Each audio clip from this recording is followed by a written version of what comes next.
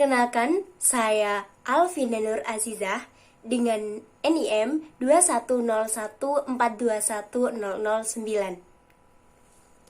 Baik, materi pertama atau poin pertama yang dibahas dalam tata bahasa takmimik adalah perkembangan tata bahasa takmimik.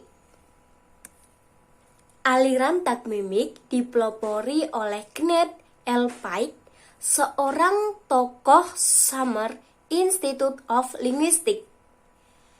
Sebelumnya teman-teman pernah mendengar tentang siapa itu Bloomfield? Ya, beliau merupakan tokoh strukturalis atau tokoh aliran strukturalis. Nah, apa hubungannya dengan Pike? Jadi, Kenneth L. Pike itu mewarisi pandangan-pandangan dari Bloomfield. Maka dari itu, tata bahasa takmimik ini memiliki aliran yang bersifat strukturalis dan antropologis. Dalam pandangan aliran tata bahasa takmimik ini, aliran ini adalah satuan dasar dari sintaksis adalah tagmem. Kata tagmem berasal dari bahasa Yunani yang berarti susunan. Kemudian, tagmem dapat dianalogikan dengan kata fonem dalam fonologi dan morfem dalam morfologi. Nah, masuk dalam tahapan sejarahnya. Nama tagmemik berasal dari kata tagma, yang di dalam bahasa Yunani berarti susunan. Pike menggunakan kata itu sebagai istilah untuk mengacu kepada satuan etik. Nah, pengertian satuan etik adalah satuan lingual yang dilihat oleh pengamat atau peneliti bahasa sebagai orang luar. Kemudian, satuan etik ini dihadapkan dengan istilah tagmem. Sebelumnya, dapat saya deskripsikan perbedaan antara etik dan emik. Pertama, emik mengacu kepada pandangan penutur asli atau orang dalam, sedangkan etik mengacu kepada peneliti bahasa sebagai orang luar. Nah, dari deskripsi penjelasan tadi dapat ditarik kesimpulan, tagmem yaitu satuan lingual yang bersifat emik dan dikenali sebagai bermakna oleh penutur. Maksudnya apa? Dari penutur asli suatu bahasa sebagai orang dalam. Secara rinci, tagmem itu dibentuk dari unsur tagma dan emik. Dapat diingat dan dicatat bahwa kata emik tampak dalam istilah fonemik, dan yang kedua, kata etik tampak dalam istilah fonetik, dan yang ketiga, tagmem tampak dalam istilah fonem dan morfem. Istilah tagmem yang mengacu kepada satuan dasar gramatika itu dipakai pertama kali oleh Bloomfield dan Pike sendiri ini semula menggunakan istilah grameme yang juga mengacu kepada konsep yang sama. Tahapan sejarah teori tagmemik yang kedua. Teori tagmemik merupakan perkembangan lanjutan dari aliran strukturalisme Amerika. Seperti yang telah disinggung pada sejarah tata bahasa tagmemik yang pertama, bahwa aliran ini mewarisi pandangan-pandangan ahli antropologi dan strukturalis, yaitu antropologi budaya F. Boas.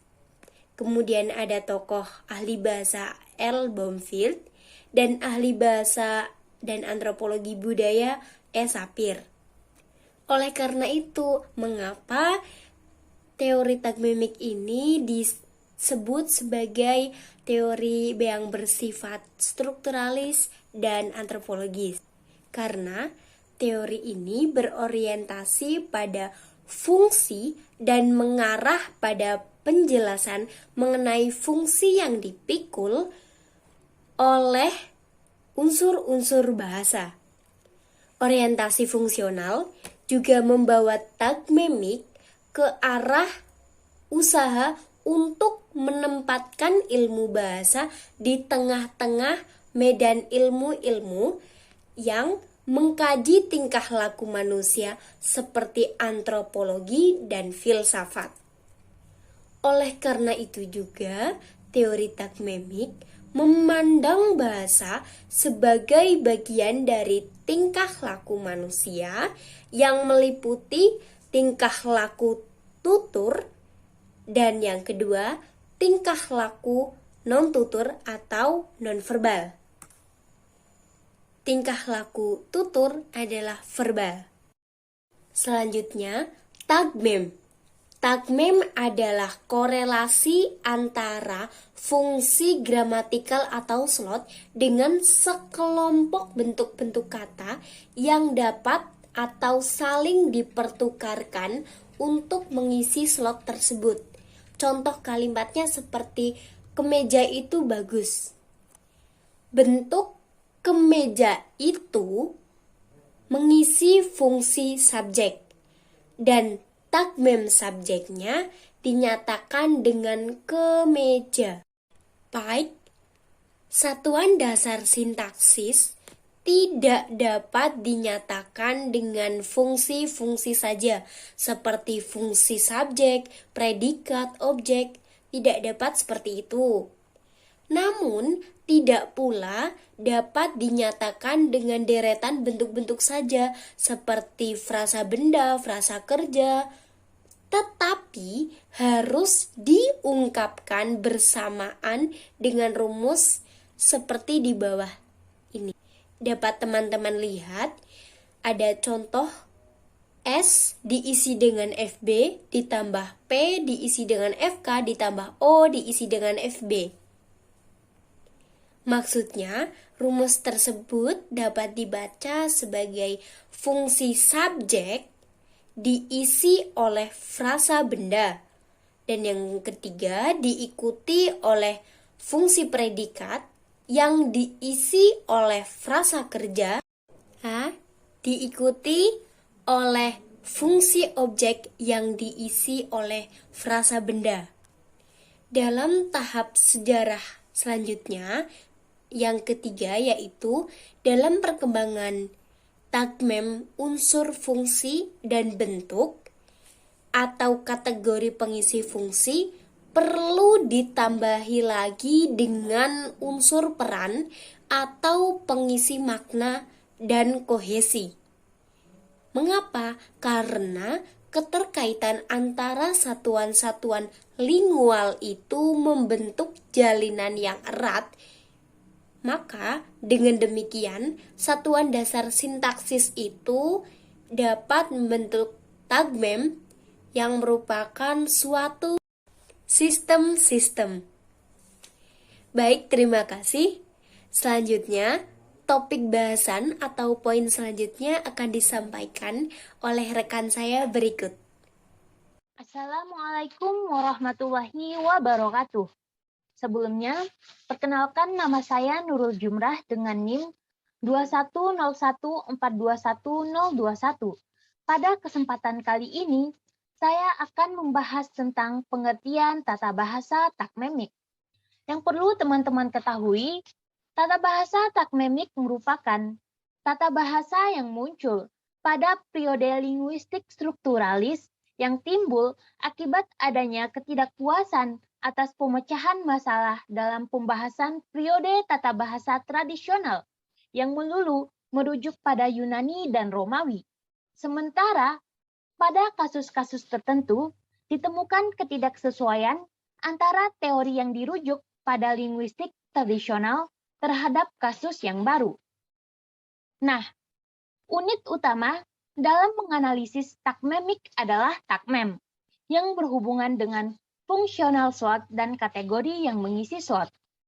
Istilah takmem pertama kali disebutkan oleh Bloomfield pada tahun 1933, yaitu unit terkecil dari bentuk gramatika yang memiliki makna. Takmem adalah korelasi antara fungsi gramatikal atau SWOT atau gatra, kelas atau class, peran atau role, dan kohesi atau cohesion. Misalnya dalam kalimat, pena itu berada di atas meja.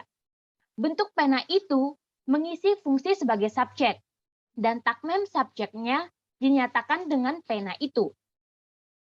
Takmem adalah suatu kesatuan, sejajar dengan fonem dan morfem dalam hierarki ketatabahasaan fonologi, leksikon, dan tata bahasa. Pike pada tahun 1958 menggunakan takmem dengan istilah gramemik pada mulanya, yang kemudian diubah menjadi takmem. Parera pada tahun 1993 halaman 61 mengemukakan bahwa takmem adalah hubungan fungsi, bentuk, yang didistribusikan dalam konstruksi bahasa, atau korelasi dari sebuah fungsi gramatikal dalam gatra dengan kelas atau kelompok unsur-unsur yang bergantian mengisi gatra tersebut. Sedangkan Elson dan Pickett pada tahun 1962 halaman 57 mendefinisikan takmem sebagai unit gramatikal, yaitu korelasi antara fungsi gramatikal atau SWOT. Korelasi SWOT ini memiliki sebuah distribusi dalam hierarki gramatikal bahasa. Selanjutnya, kita akan membahas tentang macam-macam takmem. Takmem terdiri atas 4, yaitu SWOT, kelas, peran atau role, dan kohesi atau cohesion. Yang pertama adalah SWOT. SWOT adalah ciri takmem yang merupakan tempat kosong yang harus diisi oleh fungsi takmem.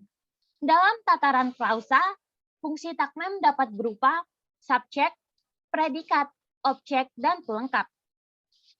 Yang kedua adalah kelas. Kelas atau sering disebut sebagai kategori.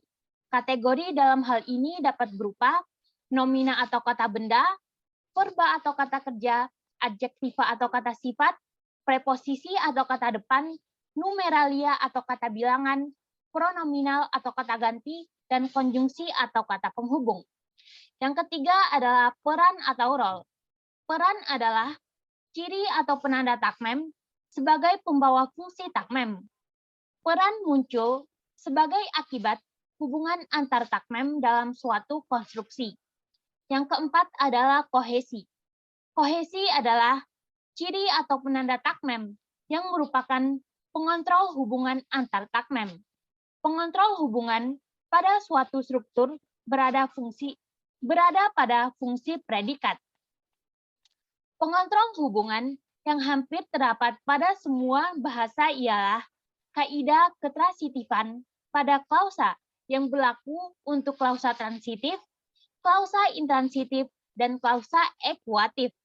Selanjutnya, kita akan membahas mengenai ciri-ciri aliran takmemik.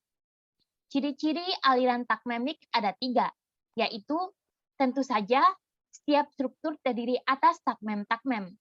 Nah, takmem-takmem tersebut, seperti yang saya jelaskan tadi, terdiri atas SWOT, kelas, peran atau role, dan kohesi. Yang kedua bersifat eklektif. Teori takmemik bersifat eklektif, yaitu merupakan perpaduan dari aneka macam teori yang dirangkum sesuai dengan preposisi masing-masing. Yang ketiga bersifat universal. Teori takmemik bersifat universal. Keuniversalan atau kesemestaan dalam teori ini bukan saja kesemestaan dalam arti berlaku untuk semua bahasa, akan tetapi juga kesemestaan dalam arti dapat berlaku untuk semua bidang kehidupan manusia. Sekian penjelasan dari saya. Materi selanjutnya akan disampaikan oleh rekan kelompok saya. Pada rekan kelompok saya dipersilakan. Perkenalkan, nama saya Muhammad Akmal Alfarizi dengan NIM 210142136. Di sini saya akan memaparkan materi tentang prinsip-prinsip teori tata bahasa takmemik. Teori tata bahasa takmemik yang dikembangkan oleh Kenneth L. Pike dapat membantu memecahkan masalah-masalah lapangan yang konkret yang didasarkan pada prinsip-prinsip berikut. Menurut Abdul Muiz tahun 2010, prinsip tata bahasa takmemik ada 5. Yang pertama, bahasa sebagai tingkah laku manusia.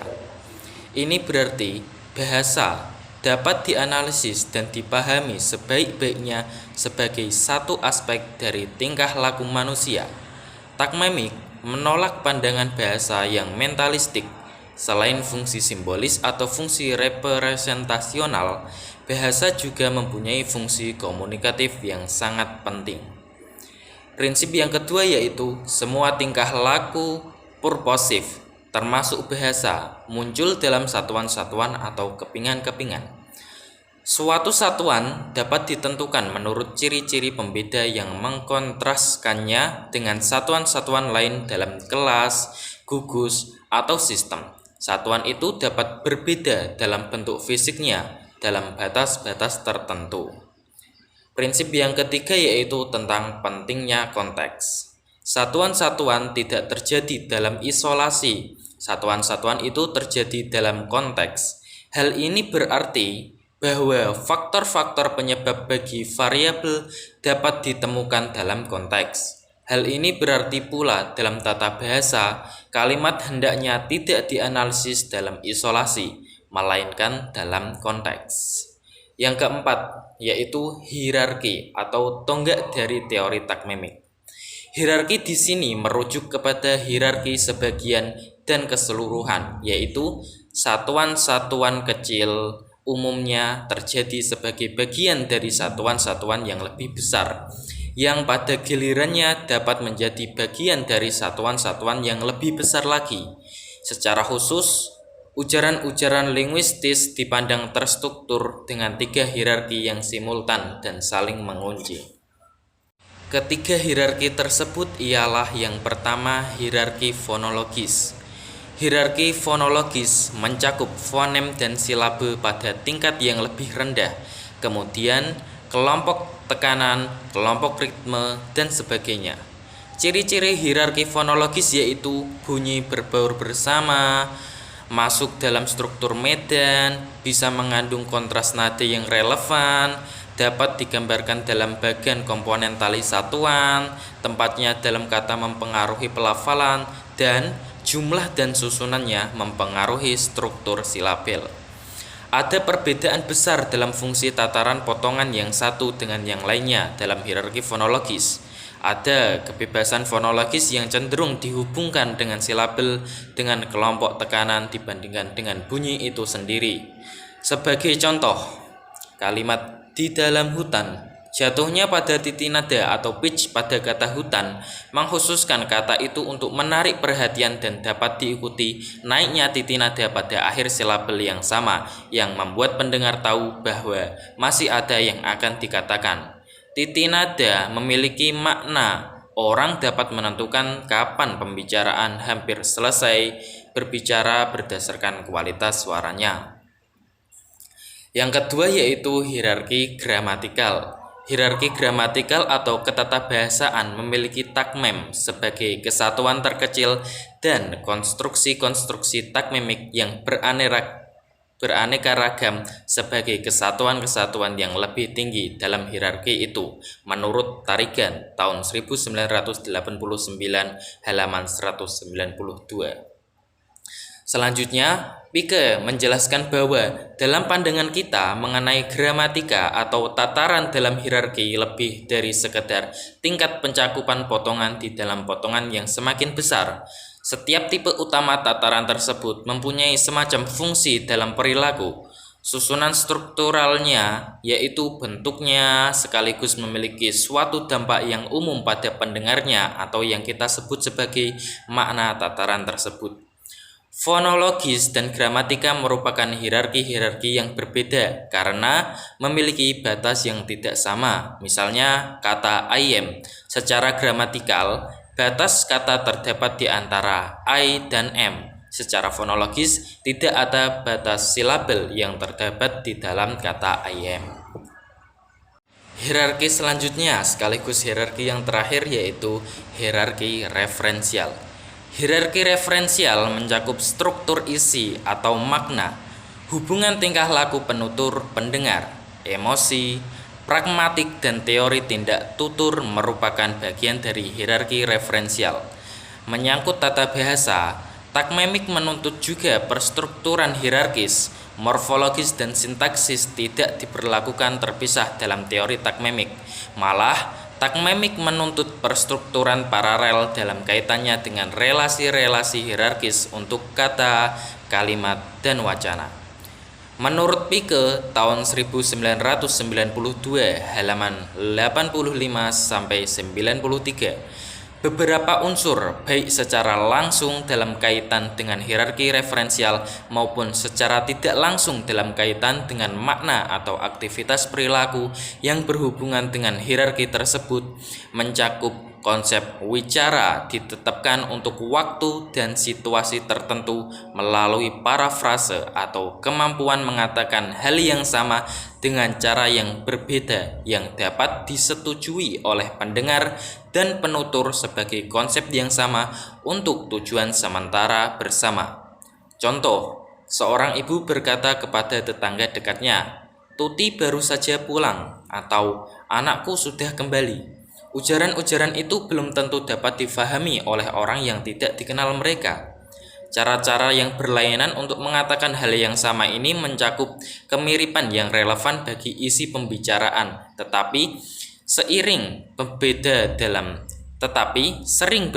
dalam hal fokus yang dipengaruhi oleh bentuk gramatikal atau oleh penekanan fonologis. Masing-masing perbedaan ini bermakna, tetapi dikaitkan dengan hierarki yang berbeda.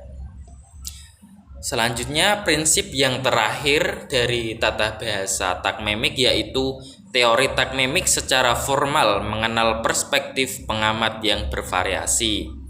Sekurang-kurangnya ada 3 perspektif yang berbeda, namun saling melengkapi, yang dapat dipakai untuk meninjau detail-detail yang sama. Dalam pandangan statis, butir-butir sebagai benda-benda individual dan berbeda menjadi pusat perhatian. Pandangan dinamis memusatkan perhatian pada dinamika butir-butir yang bertumpang tindih, bercampur, dan bergabung antara satu dengan lainnya. Terakhir, perspektif relasional yang memusatkan perhatian pada hubungan antara satuan-satuan dengan Baik, saya dari Matuhuri dengan NIM 21014210444. Di sini saya akan memaparkan materi mengenai konsep dasar teori tagmemik. Teori tata bahasa tagmemik dikembangkan berdasarkan 3 konsep dasar.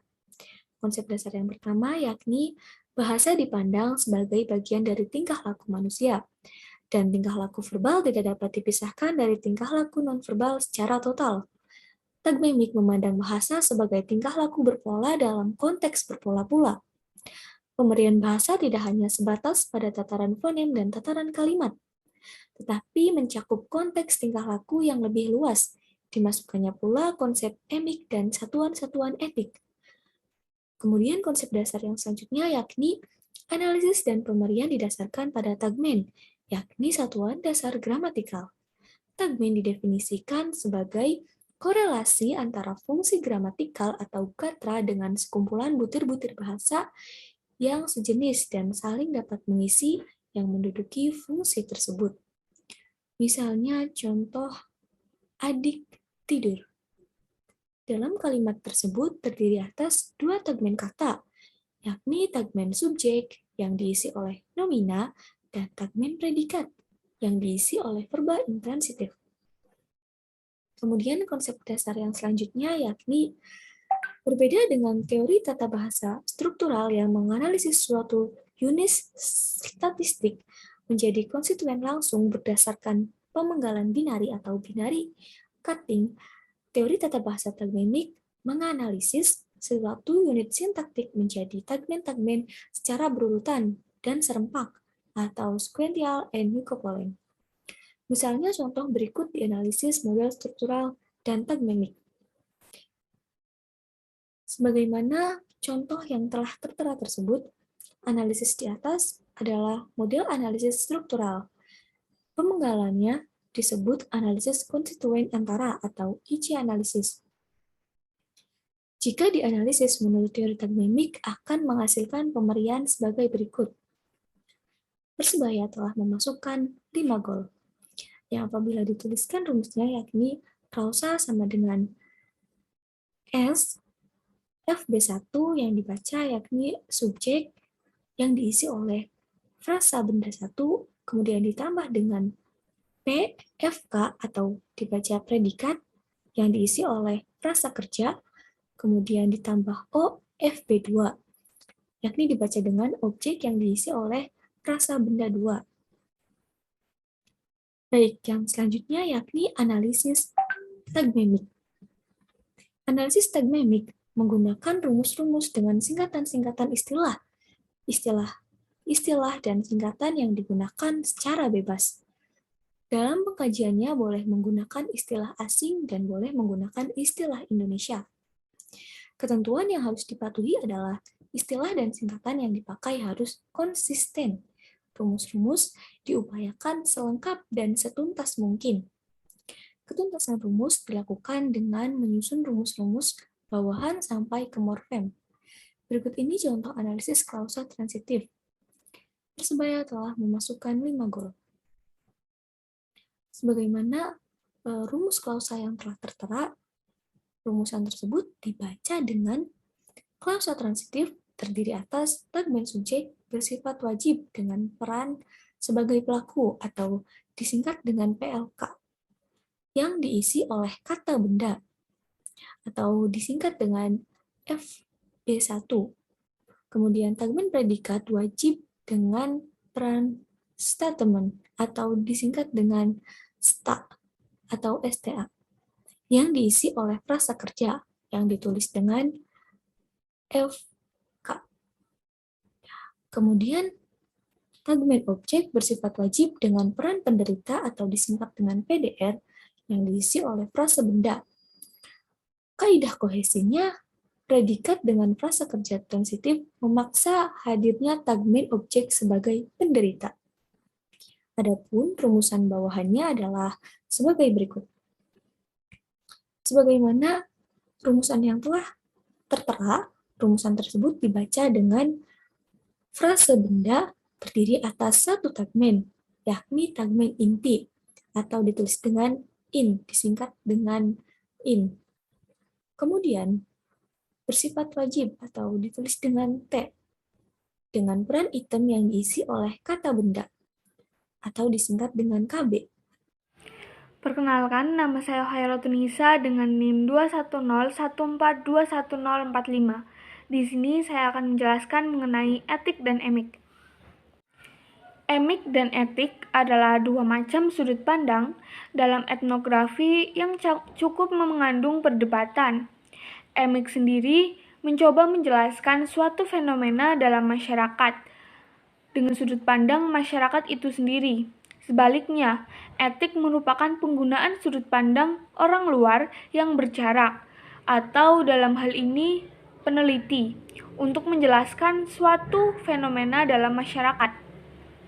Dalam etnografi, peneliti memang diharuskan untuk terlibat dalam kehidupan masyarakat yang menjadi objek untuk periode yang cukup lama. Di sana, dia akan mengamati apa yang terjadi, mendengar apa yang dikatakan orang-orang, mengajukan pernyataan, mengumpulkan data, apapun yang tersedia, dan menjelaskan masalah yang menjadi perhatiannya. Emik dan etik sendiri tidak ada kaitannya dengan ontologi, kejadian, situasi, hubungan, dan fakta tidak pernah terkait dengan emik maupun etik.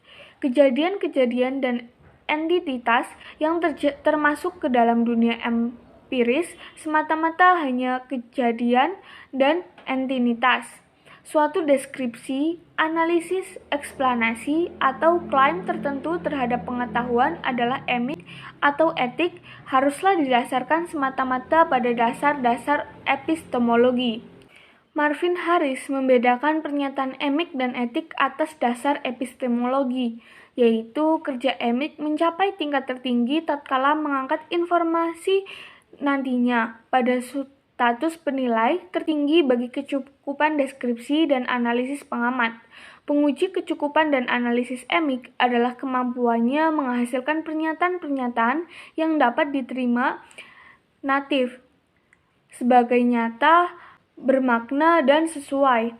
Kerja etik mencapai tingkat tertinggi tatkala mengangkat pengamat kepada status penilai tertinggi dari kategori-kategori dan konsep-konsep yang digunakan dalam deskripsi dan pembeda antara data yang diperoleh atas dasar wawancara dan pengamatan saja tidak dengan sendirinya mencangkupi untuk membangun status EMIC dan etik dari deskripsi dan analisis, melainkan deskripsi dan analisis tersebut harus diukur dengan menggunakan standar-standar lain, yakni penilaian dari natif untuk EMIC dan evaluasi dari antropologi untuk etik.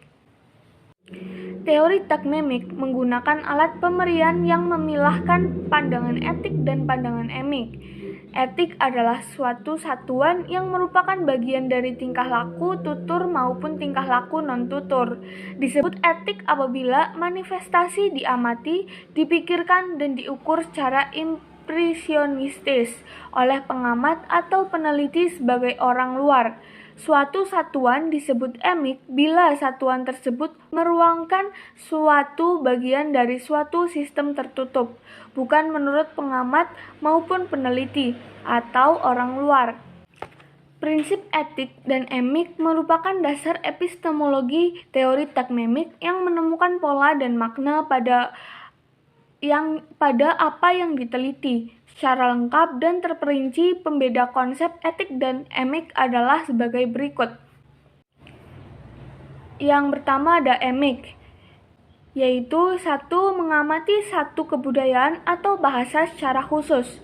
Yang kedua, satuan lingual ditentukan oleh apa yang ditemukan di lapangan pada waktu berdasarkan kriteria yang ada dalam sistem itu sendiri. Kemudian yang kelima, kriteria bagi suatu pandangan bersifat relatif atau nisbi menurut sifat-sifat internal. Kemudian yang keenam, suatu satuan mempunyai hubungan fungsional dan struktural dengan satuan yang lebih besar dan bersama-sama membentuk hierarki. Kemudian yang ketujuh, yaitu dua satuan etik dinyatakan berbeda bila pengukuran dengan alat bantu menunjukkan adanya perbedaan.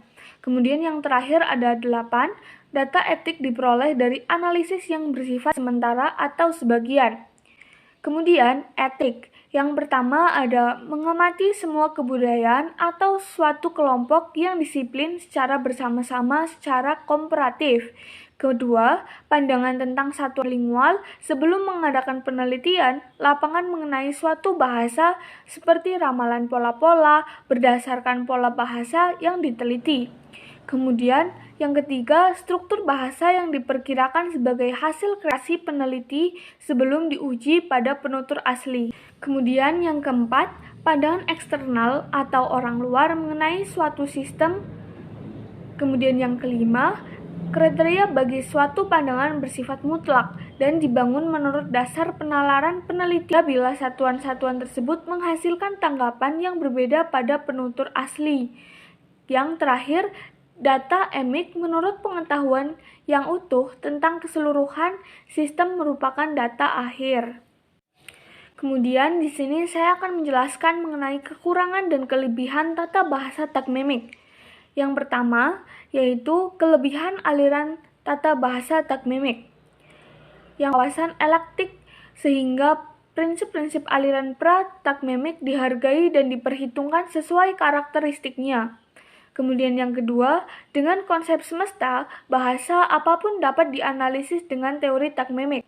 Yang ketiga, level gramatikalnya sangat lengkap dan morfem sehingga wacana. Yang keempat, dalam pengajaran bahasa dapat digunakan dua pendekatan, yaitu pendekatan komunikatif dan pendekatan kontekstual. Kemudian yang kelima, fleksibilitas dalam analisis bahasa. Yang keenam, menempatkan subjek dan predikat pada klausa bukan pada kalimat. Kemudian yang ketujuh, mempertajam daya analisis, tidak sekedar menghafal prosedur dan menghafalkan simpulan. Kemudian kekurangan dari tata bahasa takmimik. Yang pertama yaitu tidak tampak kekhasan secara elektik. Yang kedua, terjadi ketidakteraturan pada hierarki gramatikal dalam kasus bahasa bertipologi aglutinatif. Dan yang ketiga, pada masyarakat konservatif, predikat harus kata kerja dan tidak ada istilah nominal belum berterima di semua masyarakat. Yang keempat, analisis menggunakan rumus-rumus yang rumit. Kemudian yang kelima, jika diterapkan dalam pembelajaran, khususnya paragraf, akan sulit menganalisis struktur bahasanya. Kemudian yang terakhir, yang keenam, sebagai aliran yang bersifat elektik, namun tidak terdapat cakupan mentalistik yang digunakan dalam memahami sebuah perilaku bahasa itu sendiri. Perkenalkan, saya Hanifah Ridwanul Azizah dengan NIM 21014211029. Saya akan menjelaskan materi mengenai teori takmemik dalam pengajaran bahasa Indonesia. Dalam kekhasan yang terdapat pada teori takmemik, tampaknya ada beberapa hal yang menarik untuk diterapkan dalam pengajaran bahasa Indonesia. Beberapa hal yang menarik diterapkan dalam pengajaran bahasa Indonesia tersebut antara lain yakni satuan lingual di atas kalimat, sifat eklektik dan universal, hierarki gramatikal, dan kelas pengisi slot predikat pada tataran klausa. Penerapan yang pertama yaitu penerapan satuan lingual di atas kalimat. Selama ini yang kita tahu hanyalah kalimat ke bawah sajalah yang disajikan sebagai materi pengajaran tata bahasa. Tataran di atas kalimat yakni alinea, monolog, dialog, dan wacana sama sekali tidak dianggap sebagai pengajaran tata bahasa. Hal ini tidak tepat karena kebermanfaatan penguasaan satuan-satuan lingual di atas kalimat itu tidak kalah pentingnya dalam rangka menunjang keterampilan berbahasa. Oleh karena itu, alinea, monolog, dialog, dan wacana perlu disajikan sebagai materi pengajaran tata bahasa. Latihan-latihan yang dapat diberikan yaitu dengan cara menggunakan media scramble alinea, scramble monolog, scramble dialog, atau scramble wacana. Selain hal tersebut, penguasaan struktur di atas kalimat sangat diperlukan dalam analisis semantik gramatikal. Pada kasus kalimat-kalimat yang bermakna ambigu berikut ini, pemecahannya tidak ada jalan lain kecuali dikembalikan ke konteks di atas kalimat. Sebagai contoh, terdapat 3 kalimat. Kalimat yang pertama yaitu, istri Pak Camat yang baru itu cantik sekali. Kalimat yang kedua yaitu, Tono memegang tangan wanita itu lalu menciumnya. Kalimat yang ketiga yaitu, Mas Hendra sangat mencintai istrinya, saya juga. Pada kalimat yang pertama, dapat diartikan bahwa yang baru mungkin Pak Camat. Akan tetapi, dapat juga diartikan bahwa yang baru itu adalah istrinya. Pada kalimat yang kedua, dapat diartikan bahwa yang dicium oleh Tono mungkin tangan wanita itu, namun dapat pula diartikan bahwa yang dicium wanita itu. Pada kalimat yang ketiga, dapat diartikan saya juga sangat mencintai istri saya. Namun, dapat diartikan pula saya juga sangat mencintai istri Mas Hendra. Kalimat-kalimat tersebut akan tetap ambigu apabila konteksnya hanya konteks kalimat. Oleh karena itu, satu-satunya cara untuk menafsirkan makna secara tepat tidak ada cara lain kecuali melihat konteks alinea, konteks monolog, konteks dialog, dan konteks wacana. Dengan demikian, jelaslah bahwa peranan struktural di atas kalimat tidak boleh diabaikan begitu saja. Penerapan yang kedua yaitu penerapan sifat eklektik dan universal. Di muka sudah disebutkan bahwa setiap teori memiliki kelemahan. Namun juga tidak dapat disangkal bahwa setiap teori tersebut juga memiliki kelebihan apabila dibandingkan dengan teori yang lain. Kelebihan-kelebihan yang dimiliki oleh setiap teori tersebut tidak mustahil untuk dapat dirangkum menjadi satu teori yang bersifat eklektik. Teori takmemik pada dasarnya memang bersifat seperti itu. Analisis funktor, teori tradisional, dan teori struktural telah dimanfaatkan di dalam analisis SWOT. Analisis kelas atau kategori teori transformasi telah dimanfaatkan dalam analisis kelas pengisi. Analisis peran dalam tata bahasa kasus telah pula dimanfaatkan dalam analisis penanda takmem yang ketiga atau peran. Sedangkan penanda takmem yang berupa kohesi memang sengaja ditambahkan demi kelengkapan teori ini. Misalnya sekarang adalah bagaimana caranya untuk kita dapat membedakan dan menerapkan keempat penanda itu sekaligus. Selama ini kita hanya mengenal satu penanda saja untuk setiap analisis. Kita dapat menerima teori takmemik asalkan teknik penyampaiannya dengan cara analogi. Analisis struktur makna seperti yang dilakukan oleh Travis pada tahun 1980 sangat cocok untuk dipakai sebagai jembatan di dalam menanamkan teori takmemik Cara ini sangat mengena sebab teori takmemik berlaku untuk semua bidang kehidupan manusia. Berikut menurut Pick dan Pick tahun 1977 halaman 1. Penerapan yang ketiga yaitu penerapan hierarki gramatikal. Hierarki gramatikal di dalam teori takmemik dapat dikatakan sangat lengkap dan menyeluruh. Yang menjadi masalah dalam pengajaran bahasa Indonesia adalah apabila ada hierarki tak normal, baik yang berupa hierarki terputar maupun yang berupa loncatan tataran. Penjelasan mengenai hierarki terputar sebagai materi pengajaran tata bahasa dapat ditempuh dengan mengemukakan bentuk gramatikal, ketidakmengertian, kesalahpahaman, kesaling curigaan, dan sebagainya. Bentuk-bentuk gramatikal tersebut berupa tataran kata yang memiliki unsur langsung frase, yakni frase tidak adil, salah paham, dan saling curiga. Secara hierarkis normal, frase berada di atas kata. Akan tetapi, pada hierarki terputar, frase justru di bawah kata. Adapun mengenai penjelasan masalah loncatan tataran dapat dikemukakan sebuah wacana sebagai berikut. Misalnya, pada wacana hebat. Wacana tersebut terdiri dari satu dialog yang terdiri dari monolog yang terdiri dari satu alinea yang terdiri dari satu kalimat yang terdiri dari satu klausa yang terdiri dari satu frase yang terdiri dari satu kata, dan kata yang terdiri dari satu morfem. Dengan demikian, terjadi loncatan tataran, yakni loncatan dari tataran wacana menjadi tataran morfem. Penerapan yang terakhir yaitu penerapan kelas pengisi pada tataran klausa. Hampir semua buku tata bahasa yang dipakai di dalam pengajaran bahasa Indonesia mengemukakan keberadaan kalimat nominal. Kalimat nominal menurut keterangan tersebut adalah kalimat yang predikatnya bukan kata kerja. Teori takmemik sama sekali tidak setuju terhadap keberadaan predikat yang bukan kata kerja. Sebab menurut teori takmemik, semua predikat harus kata kerja. Penamaan konsep demikian merupakan hal yang cukup sulit, sebab pada diri kita tertanam konsep kalimat nominal terlebih dahulu.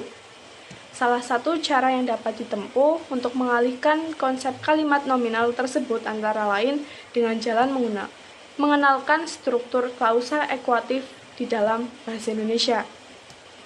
Kesimpulan dari materi atau dari uraian yang telah disampaikan yaitu yang pertama, teori takmemik mempunyai kemungkinan untuk diterapkan dalam pengajaran bahasa Indonesia, terutama untuk hal-hal yang berkaitan dengan satuan lingual di atas kalimat, keeklektikan, kesemestaan, hierarki gramatikal, dan kelas pengisi slot predikat pada tataran klausa.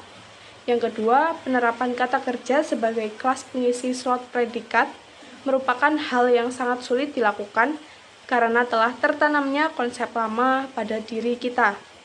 Yang ketiga, keberhasilan penerapan teori takmemik dalam pengajaran bahasa Indonesia memang masih harus diuji dan dibuktikan melalui penelitian eksperimental. Namun, secara teoritik telah menunjukkan bahwa teori takmemik ini memiliki beberapa kelebihan. Sekian, terima kasih.